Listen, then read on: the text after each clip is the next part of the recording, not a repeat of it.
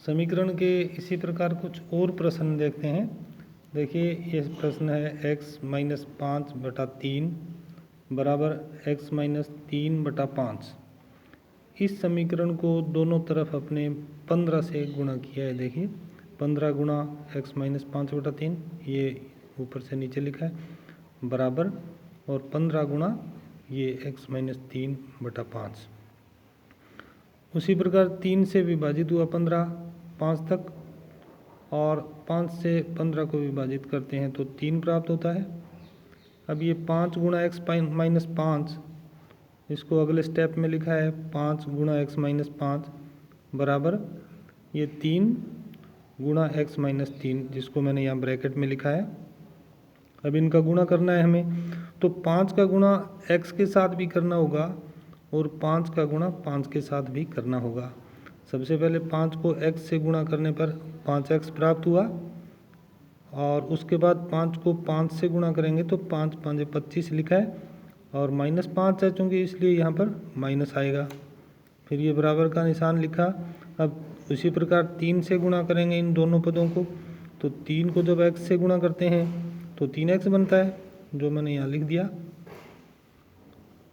और 3 का गुणा जब -3 से करेंगे तो 3 तिया 9 माइनस का प्राप्त होगा। इस प्रकार यह सरल समीकरण अब प्राप्त हो चुकी है।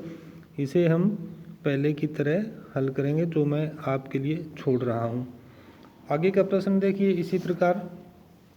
प्रश्न संख्या 5 है, जिसको यहाँ पर लिखा गया है, और इस समीकरण को 6 से गुणा करने पर, देखिए 6 से गुणा किया है, सभी पदों को 6 से गुणा किया, तो ये 6 से गुणा m का है, इसको गुणा करने पर 6m लिखा जाएगा माइनस, और 2 से विभाजित हुआ 6 3 बार, तो 3 आया यहाँ पर, 3 गुणा m माइनस 1, जिसको मैंने यहाँ लिखा है।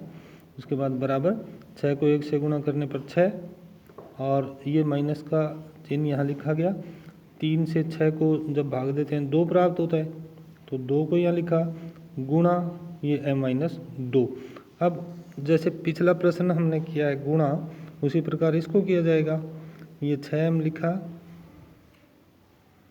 माइनस 3 को m से गुणा करेंगे तो 3m आएगा, और -3 है ना ये, तो -3 को m से गुणा किया -3m, और -3 को -1 से जब गुणा करेंगे तो दोनों संख्याएं चूंकि ऋणात्मक हैं, माइनस माइनस है तो प्लस हो जाता है, तो 3 एकम 3 यहाँ लिखा जाएगा बराबर ये लिखा 6 माइनस, उसी प्रकार -2 को m से गुणा करेंगे तो -2m आएगा, और -2 को -2 से गुणा करेंगे तो +2 में 4 आएगा। अब m के पदों को एक साथ इकट्ठा रखेंगे और एचर पदों को एक साथ इकट्ठा लिखेंगे। तो m के पद ये हैं 6m माइनस 3m, 6m में से 3m जब घटाते हैं तो 3m बचता है 3m, और इस 3 को हम पक्षांतरण करेंगे, दूसरी तरफ लेकर के जाएंगे, और ये लिखा बराबर 6 माइनस 2m प्लस 4, और ये 3 इधर आकर के पक्षांतरण करेंगे तो -3 बनेगा। अब ये 2m जो माइनस का है उसका पक्षांतरण करेंगे तो ये 3m के साथ प्लस में लिखा जाएगा, क्योंकि यहाँ पर ये -2m है, और बराबर लिखा जाएगा 6, और 4 में से 3 में जब घटाते हैं तो 1 बचता है, तो 1 लिखा है। अब इस समीकरण को फिर मैं आपके लिए छोड़ रहा हूँ आगे हल करने के लिए। पिछले समीकरण की तरह इसको हल करेंगे। हाँ जी। इसी प्रकार अगला प्रश्न देखिए, 6 नंबर प्रश्न है। प्रश्न है 3t minus 2/4 minus 2t plus 3/3 बराबर 2/3 माइनस t। समीकरण के सभी पदों को यहाँ पर 12 से गुणा किया गया है। 12 गुणा, यहाँ पहला पद लिखेंगे, फिर ये माइनस लिखा, और फिर 12 गुणा ये दूसरा पद आप यहाँ लिखेंगे बराबर 12 मैंने लिखा है, गुणा में यहाँ पर आप ये पद लिखेंगे, और फिर ये माइनस लिख करके 12 गुणा यहाँ पर आप ये पद लिखेंगे।